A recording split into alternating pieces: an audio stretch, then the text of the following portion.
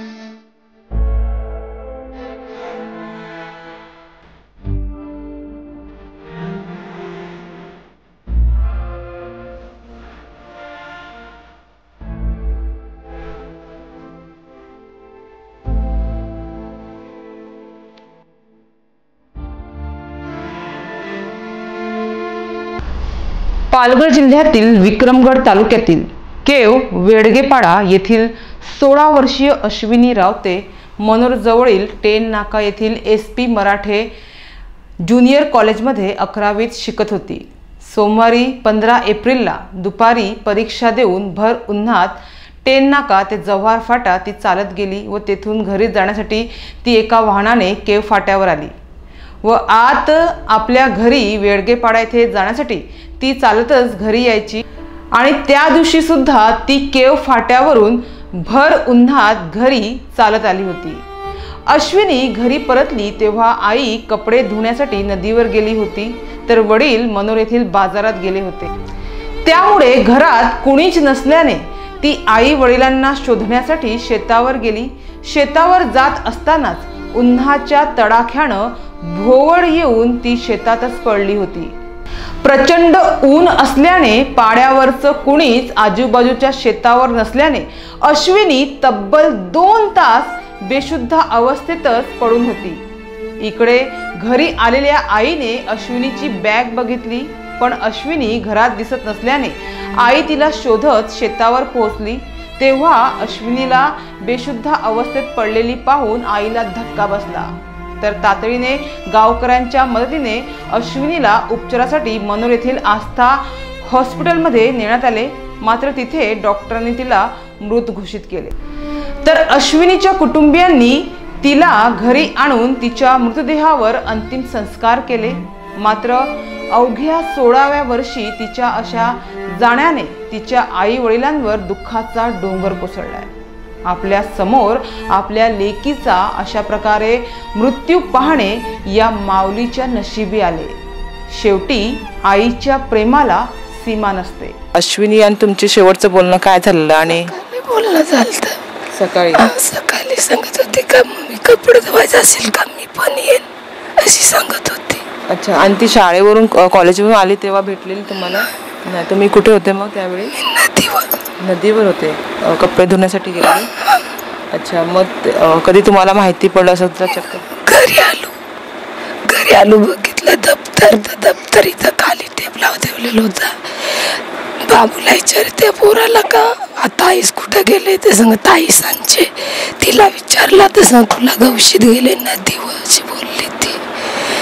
नदीवर गवशीत गेले. मग मी पण बाटली भरली ना पाण्याची ना मी पण गेलो तर तो माझा भाऊ आहे तो सांगायला लागला इकडं नाही सांग आलेला आंब्याखाली नेमिलं तुमचे पडालेत सांग जाऊन बघा असेल तिथे सांग बसलेलं. मी गेलो पडालेत तर त्याने एक वायमेट केलेली होती. चप्पल इकडे एक होती एक इकडे होती वायमेट करून ना ती परत तिथून उठली ना जांभळूची झाडाखाली जाऊन पडली असेल. तर एक बाई होती तिला विचारला बाई तर आमची पोरी आलाय नदीच्या काठाला. जवळच आहे का? नदी जवळच आहे. मला वाटलं का उलटी गेले ना इली तोंड बिंड व्हायला मासा घेऊन नदीत गेले असं मला वाटलं. तर मी तिथून बरं तिला विचारला बाई बरं पोरी आमच्या तसं नाही. आज आमलू खाली बघ संग पडलेले आहे ती अशी. तर मग मी परत धावत धावत आलो, पाण्याची बॉटल घेतली, तिच्या जवळ गेलो तर ती उघडीच निजलेली होती. तो ना डोलं काढलेलं होतं ना, लाल आखी टाकी. तर ती मग माझा जीव उडून गेला. मी आता काय करू. मग मी पाण्याची पण बाटली तिथंच पडून गेलो ना, मी पण उठत पडत ना. मग बोलवायला लागलो, काही या लवकर बाईला दवाखान्यात आपण घेऊन जाऊ. तर त्याने उचलली ना, म्हणायला लागला साहेब जाते ते गाडी आहे, ती गाडी सांगतो. मी उठत पडत ते गाडीवाल्याच्या जवळ गेलो. गाडीवाल्याला सांगला लवकर गाडी काढ. मग लगेच गाडीत भरला आम्ही ना, घेऊन गेलो. होती तिथे नव्हती सुद्धा. श्वास होता तिथे, चालत होता श्वास पण ती जिथं होती तिथं झुरू कापत होती अशी. मग उचलून आणली तर मग काहीच नाही, आपण का काय नाही करी. केसाना ना ती पकडून नेली, आवाज पण दे का काय नाही. मी घाबरलो ना. कोण पण घाबरणारच आहे ना ते बघून. कुठे नेली दवाखान्यात? हस्तामध्ये नेली. आणि तिथून मग आम्ही घरी परत घेऊन आलो. त्याही सांगला का तू घेऊन जा असं. कशी घडली होती घटना ही? मी गेलो मनोरला. आई तिची गेलेली होती कपडे धुवायला नदीवर. आई काहीतरी ना तिला 2 वाजल्या नदीवर, तर पोरीचं आणून बॅग ठेवून आईला शोधा गेली. तर ती आईला शोधा गेल्यावर त्यांची वाटेला चुकामुक झाली. चुकामुक झाल्यावर ती उन्हात त्याला चक्कर येऊन ती पडली. ते वेळेला ते कोणी माणूस भेटला नाही तिला. ती उन्हात तलतले. आई घरी येऊन परत बॅग पाहिल्यावर गेली ती शोधायला त्याला. शोधायला गेल्यावर मग आईन बघली ते तलतले उन्हात मुलगी पडेल आहे असं. एवढ्यात मग तो त्याचे काकाचा मुलगा होता, तो तिकडे होता, त्याला आवाज दिला. तिकडे आमच्या साईडला एक भाजीपाल्याची गाडी होती ना, त्याच्यातही भरून दवाखान्यात आणली. ते इथे धाब्याशा मी भेटलो. मग मी पण गाडीत बसलो आणि गेलो. तर काही विलाद करता आम्हाला आला आणि तिला. अच्छा, दवाखान्यात कुठे नेली? असताना. काय बोलले डॉक्टर? डॉक्टर AC मध्ये टाकलं का, बोलले का केस तुमची गेलेला आहे असं. अच्छा. कशावरून काय वगैरे कुछ बोलले का? काय नाही बोललं ते. काय नाही बोलले. बाळा काय नाव तुझा?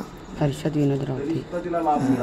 तुझी बहीणचं असं निधन झालं आहे, तुझी त्याची भेट कधी झाली होती? सकाळी. काय बोलली तुला? काय नाही. शाळेत जाते वगैरे काय बोलली? हो. काय बोलत होती? मी शाळेत जाते. तुम्ही दोघे खेळत असतील ना घरी आल्यावर एकत्र, मस्करी मस्ती? मात्र आपल्या मुलीचा अचानक अशा निधनाने धक्का बसलेल्या या अज्ञात कुटुंबियाला त्यावेळी काही सुचलं नाही. त्यांनी मृतदेह घरी आणून अश्विनीवर अंतिम संस्कार केले. मात्र उष्माघाताने झालेला हा मृत्यू देखील एक प्रकारे नैसर्गिक आपत्तीच आहे. त्यामुळे या मुलीच्या कुटुंबियाला आर्थिक मदत मिळावी अशी मागणी केव ग्रुप ग्रामपंचायतीचे माजी सरपंच व सध्या ग्रामपंचायतीच्या सदस्य पदावर असलेले नरेश गोवारी यांनी केली आहे. आता त्या दिवशी ती शाळेत गेलेली आणि शाळेतून जवळजवळ 1 वाजता घरी आली. घरी आल्यानंतर दुपारी ती 1:30च्या सुमारास आईला शोधण्यासाठी शेताकडे गेली. आणि शेतावर गेल्यानंतर त्याला आई त्याची मिळाली नाही आणि ती आईची आणि तिची भेट झाली नाही. आणि ती शेतामध्ये गेल्याबरोबर मला वाटतं ती खूप लांबून जवळजवळ 4 ते 4.5 किलोमीटर ती पायी अंतर का चालली. खूप ऊन होता आणि तिला महिन्याचा पिरियडसुद्धा आलेला होता, त्यामुळे पोटात ते थोडी कल तिचे मारलेली होती. आणि ती शेतावर गेल्यानंतर तिला चक्कर आली. चक्कर आल्यानंतर ती तिथेच पडली आणि पडल्यानंतर जवळजवळ आमचा संपर्क म्हणजे 1.5-2 तास त्या ठिकाणी आलाच नाही. तर कोणी, मी आपल्या चॅनलच्या माध्यमातून लोकांना मी सांगू इच्छितो की जर कोण चुकीच्या अफवा उठवत असेल तर कृपया करून कोणी त्याच्या तिच्याबद्दल अफवा उठवू नये. ती जास्त उन्हामुळे तिला चक्कर आले आणि ती उष्माघाताने तिचा बळी झालेला आहे. तर असे मी ठामपणे सांगू इच्छितो. आणि आम्हाला काय आमची मुलगी लाख मोलाची गेली तर आम्हाला काय शासनाची मदत मिळावीच अशी काय अपेक्षा नाही, परंतु मी एक शासनाला आवाहन करू इच्छितो की त्यांच्या अज्ञानामुळं दवाखान्यात त्यांनी नेलेला, परंतु ती दवाखान्यात पोचली, कुठलाही उपचार त्याच्यावर होण्याच्या आधीच डॉक्टरांनी मृत घोषित केला का अर्धा तास आधीच आपली मुलगी गेलेली आहे. तर ती आई आणि वडील आणि दुसरा एक शेजारी त्यांच्या जोडीला आलेला व्यक्ती होता. तर त्यांना काही त्यांच्या अज्ञानामुळे सुचलं गेलं नाही आणि ती घाबरलेली तरुण मुलगी आपल्यातून गेलेली आहे. म्हणून ती पुढचा का जो PM वगैरे का असतो तर त्याला काही कोणी मार्गदर्शन केलं नाही. आम्ही पण बाहेर विक्रमगड तालुक्याच्या ठिकाणी गेलेलो होतो, परंतु संपर्क न होताच आणि घाई गडबडीत ती तसेच घरी घेऊन आले. तरी मी पुन्हा एकदा शासनाला आवाहन करू इच्छितो की त्यांना नैसर्गिक आपत्ती मृत्यू झालेला आहे हे सर्व ग्रामस्थांना आणि आमच्या या पाड्यातील लोकांना सगळ्यांनाच माहिती आहे. तर त्यांना ती आर्थिक मदत मिळावी असं मी सांगू इच्छितो.